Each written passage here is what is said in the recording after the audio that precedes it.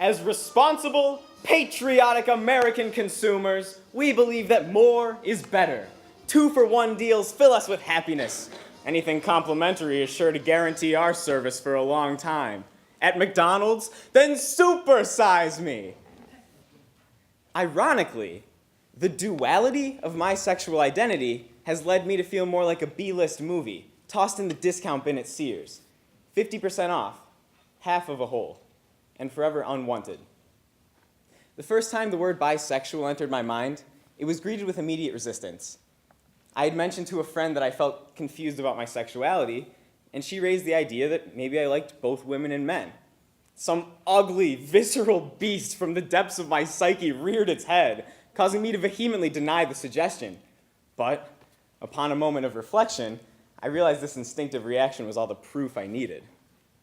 Following this incident, I slapped the bisexual label onto myself like an invisible scarlet letter.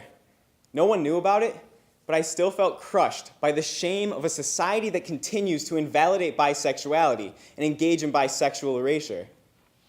Essentially, I felt shame for my mere existence. My scarlet letter remains largely unseen to this day, only tentatively shown to my closest of friends. These individuals assure me of my worth, but as long as the memory of the day I came out to my mother pounds against the inside of my skull, that'll never be enough for me. My mom told me what I knew, but had refused to accept. That no one wanted me. She told me that very few women want to date a guy who's been with another man. She told me that the LGBTQ community considers bisexual people to be merely hiding, too afraid to make the leap from straight to gay. She told me that I would make the people in my all-male dorm uncomfortable, that it would be best for me to just pick a side. And she was right. She was right about everything she said.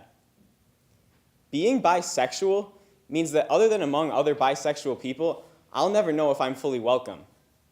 I keep imagining the moment that I'll tear down the walls I've built around myself, only to be battered by volleys of judgmental stares and whispers from an awaiting army. An army that's constantly breathing down my neck at family dinners when my relatives discuss the non-existence of bisexuality, when I'm with my friends and homophobic jokes are tossed around, even when I'm watching TV and I see clearly bisexual characters pick a side because the idea of bisexuality never even entered the writers' minds. In the future, I might even find a romantic partner in this army, just waiting to break up with me once he or she realizes the true nature of my sexuality. Now, you might realize the irony of my situation. I fear alienation, yet I voluntarily alienate myself by hiding from deep within my walls. But for me, the road to cynicism was a quick one.